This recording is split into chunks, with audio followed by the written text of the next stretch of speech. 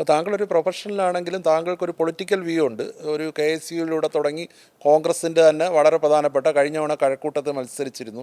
ഇത്തവണ എന്താ മത്സരിക്കാഞ്ഞ്? അപ്പോൾ എൻ്റെ പേര് വന്നതാണ്, വർക്കല സീറ്റിലേക്ക് എന്നെ പരിഗണിച്ചാണ്. അപ്പോൾ അവിടെ നേരത്തെ മത്സരിച്ചിട്ടുള്ള ശ്രീ കഹാറിന് വലിയ താല്പര്യമാണ്. ഞങ്ങൾ വലിയ സൗഹൃദമാണ്. ആ സൗഹൃദം നഷ്ടപ്പെടുത്താൻ എനിക്ക് താല്പര്യമില്ലായിരുന്നു. പിന്നെ ഒരു വഴക്കിട്ട് വാങ്ങേണ്ടതല്ല. പക്ഷേ താങ്കളെ പോലെ ഒരു പ്രൊഫഷണലിനെ സീറ്റ് നൽകി ജയിപ്പിച്ചെടുക്കേണ്ട ഉത്തരവാദിത്തം UDFൻ്റെ അല്ലായിരുന്നു, അല്ലെങ്കിൽ കോൺഗ്രസിൻ്റെ അല്ലായിരുന്നു? അത് എൻ്റെ ഒരു പ്രശ്നമാണ്. കാരണം ആ സമയത്ത് ഈ ശ്രീ K. സുധാകരൻ്റെ വിഷയങ്ങളൊക്കെ ഒരുപാട് ചർച്ച ചെയ്യും. പാർട്ടിയുടെ ശ്രദ്ധ മുഴുവൻ അതിനകത്ത് പോകേണ്ട സമയമാണ്. അപ്പോൾ ഞാനും കൂടെ ഒരാളും കൂടെ എൻ്റെ സീറ്റിന് വേണ്ടി കിടന്ന് വഴക്കുണ്ടാക്കിയവരെല്ലാം വിളിക്കുക എന്ന് പറയുന്നത് ഞാനതൊന്ന് വിട്ടു നിന്നു. പക്ഷെ എൻ്റെ സീറ്റ് എനിക്ക് വന്നു എന്നറിഞ്ഞപ്പോൾ ഞാൻ പിന്മാറുകയാണ്. കാരണം അപ്പോഴത്തേക്ക് കുറേ സമയം നഷ്ടപ്പെട്ടിരുന്നു.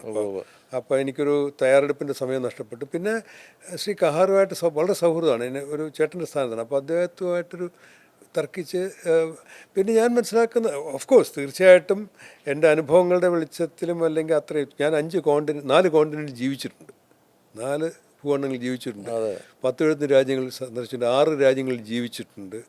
അപ്പോൾ ഇന്തോനേഷ്യൻ മന്ത്രിയുടെ വരെ ആരോഗ്യമന്ത്രിയുടെ വരെ ഉപദേഷ്ടാണ്. എനിക്ക് ഇന്തോനേഷ്യൻ ആരോഗ്യമന്ത്രിയുടെ വലിയ ബിൽഡിങ്ങാണ്. എനിക്ക് അവിടെ ഒരു മുറിയുണ്ട്.